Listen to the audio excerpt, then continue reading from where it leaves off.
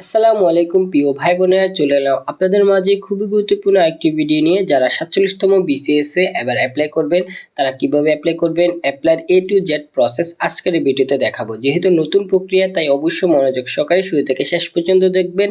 যারা চ্যানেল নতুন এসেছেন, অবশ্যই চ্যানেলটি সাবস্ক্রাইব করে রাখুন এবং ভিডিওটি ভালো লাগলে লাইক দিতে অবশ্যই ভুলবেন না। এরপরে হলো আপনাদেরকে এখানে সবার প্রথমে এই যে লিঙ্কটি দেখতে পাচ্ছেন, এই লিঙ্কে আসতে হবে। এর লিঙ্ক ভিডিও ডিসক্রিপশন বক্সে আমি দিয়ে দিব। এই পেজটি আপনাদের সামনে ওপেন হলে আপনারা দেখতে পাবেন সবার প্রথমে অ্যাডভার্টাইজমেন্ট অর্থাৎ বিজ্ঞপ্তি অনুসারে আপনাদেরকে কি কি করতে হবে, কোন পোস্টের জন্য কি কি আপনার যোগ্যতা লাগবে, সবগুলো ডিটেলস আমাদের একটি ভিডিও রয়েছে, সেটি আই বাটন থেকে অবশ্যই দেখে নেবেন যারা এখনো দেখেননি।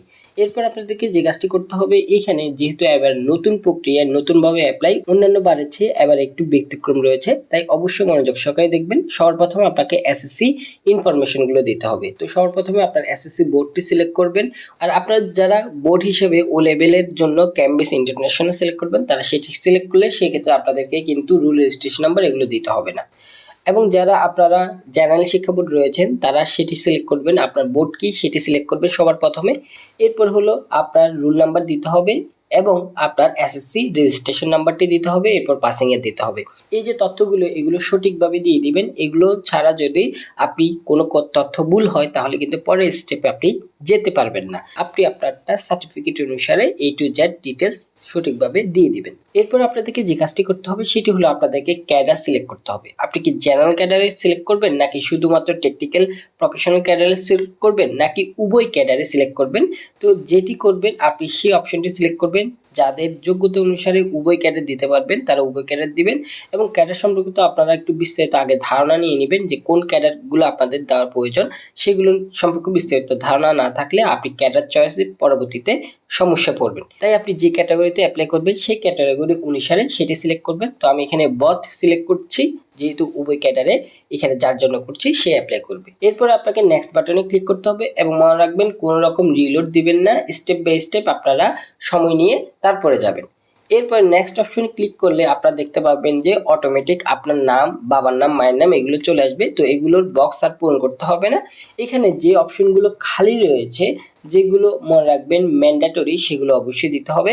তো এখানে সবার প্রথমে আপনাকে ডেট অফ বার্থ দিতে হবে। ডেট অফ বার্থের ক্ষেত্রে সবার প্রথমে ইয়ারটি সিলেক্ট করে দিবেন, তারপর মান্থ, তারপর ডেটটি সিলেক্ট করে দিবেন। এরপর হলো আপনাকে জেন্ডার সিলেক্ট করতে হবে। জেন্ডার কি সেটি দিয়ে দিবেন, আপনার জেন্ডার।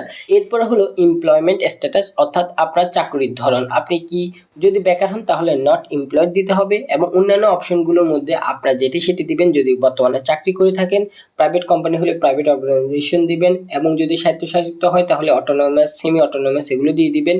এবং যদি সরকারি হয়, সরকারের ক্ষেত্রে আপনি কোথায় সেটি দিয়ে দিবেন। এভাবে করে আপনি আপনার অপশনগুলো সিলেক্ট করবেন।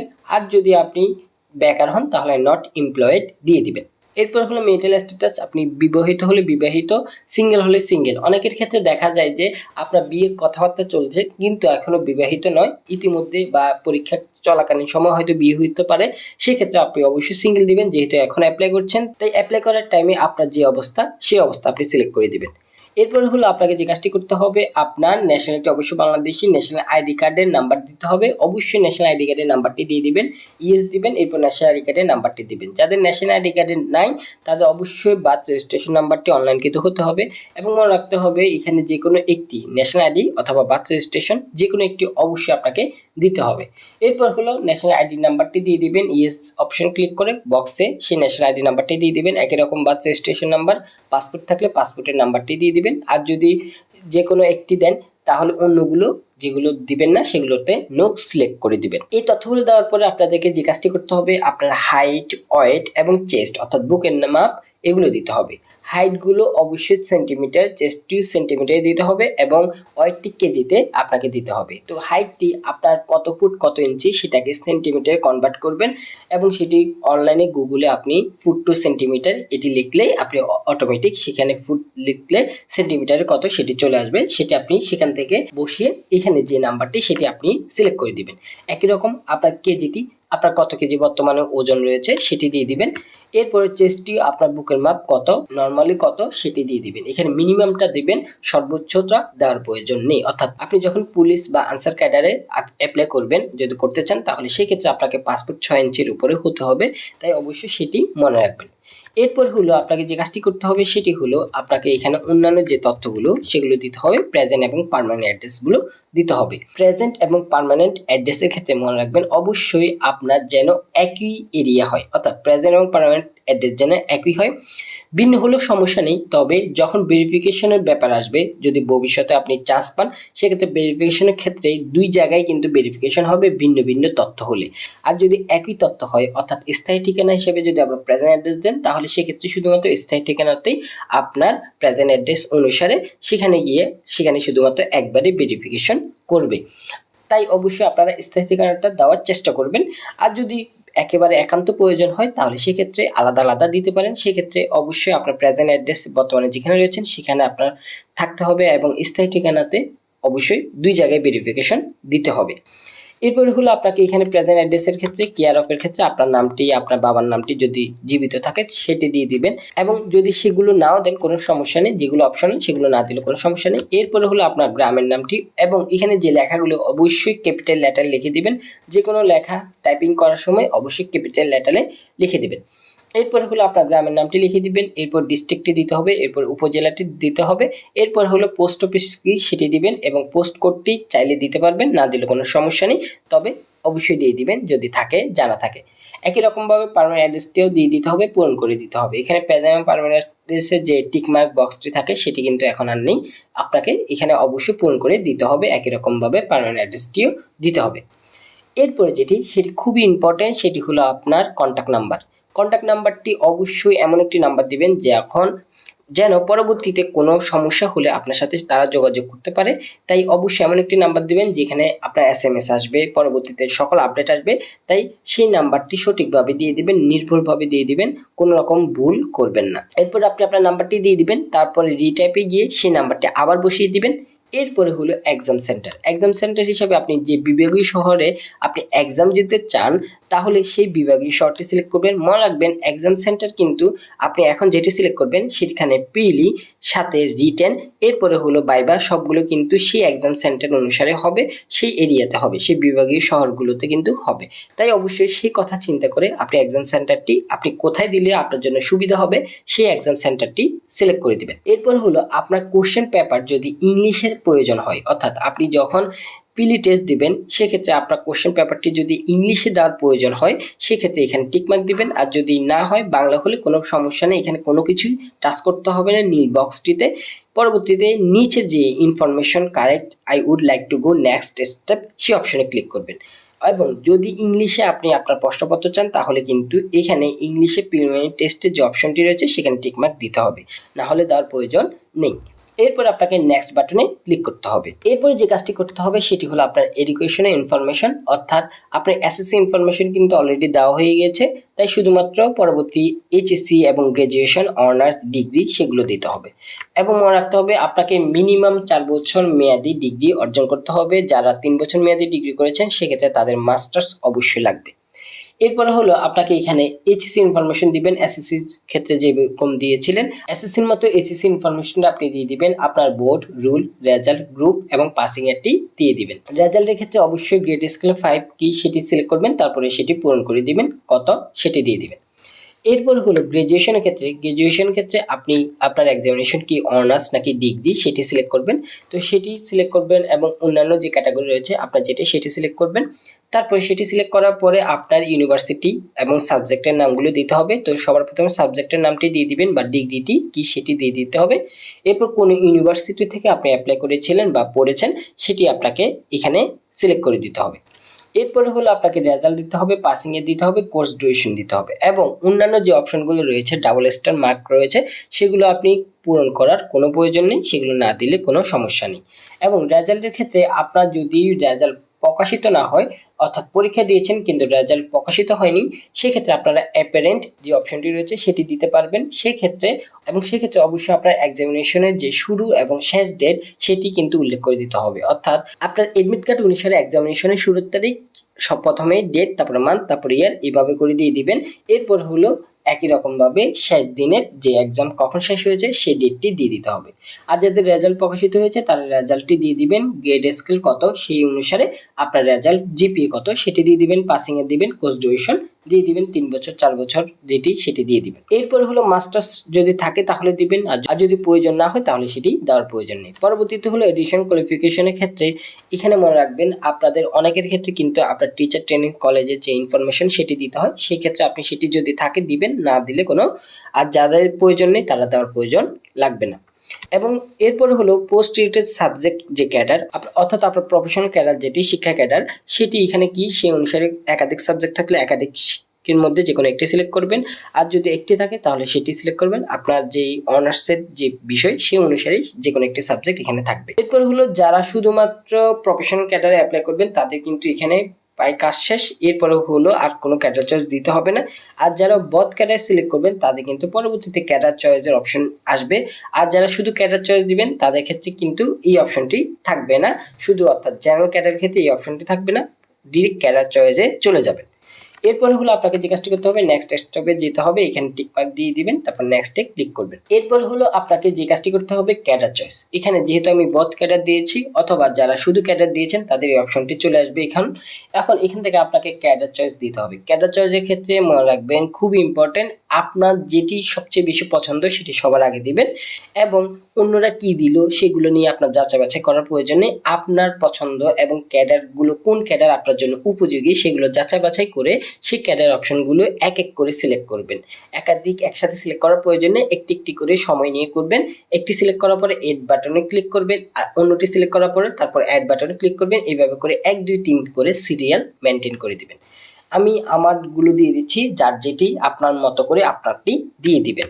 এবং ক্যাডার চয়েস নিয়ে অসংখ্য ভিডিও রয়েছে, আপনারা অনলাইনে সার্চ করে সেটি দেখে আপনার ক্যাডার চয়েস কোনটি আপনার প্রয়োজন সেটি দেখে নেবেন।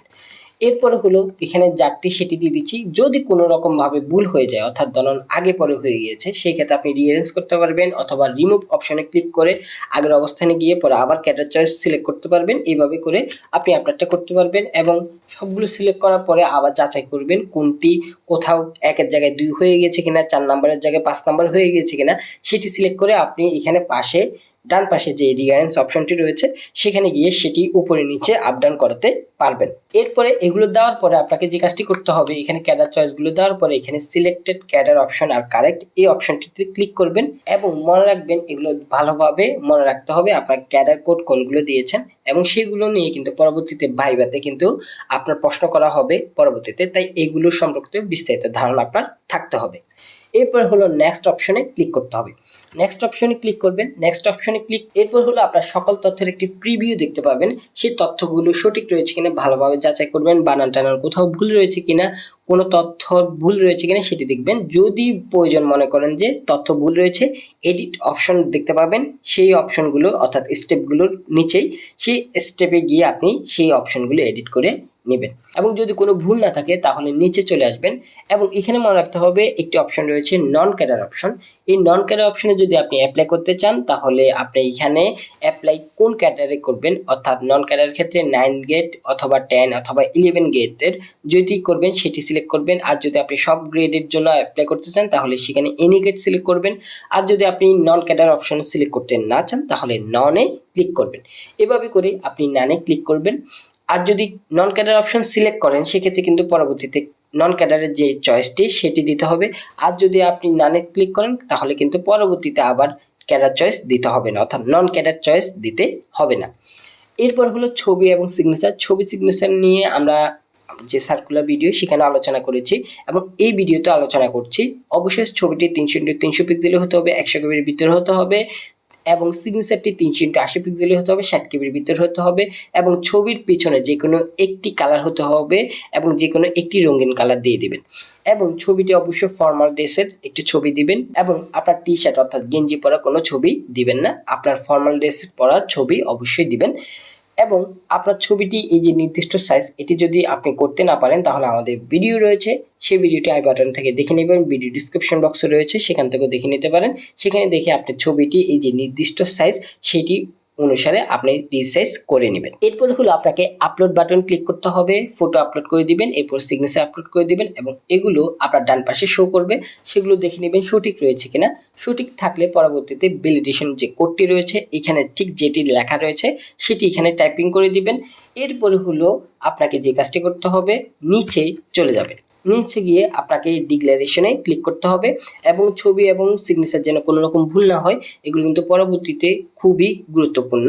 এরপরে আপনাকে সাবমিট বাটন ক্লিক করবেন। যারা নন ক্যাডার অপশনে কোনো চয়েস দিবেন না তাদের ক্ষেত্রে এখানেই অ্যাপ্লিকেশন সম্পূর্ণ হয়ে গিয়েছে। আর যারা নন ক্যাডার অপশনে সিলেক্ট করেছেন, যেমন এখানে এনি ক্যাডার সিলেক্ট করা হয়েছে, সেক্ষেত্রে তাদের ক্যাডার চয়েস দিতে হবে।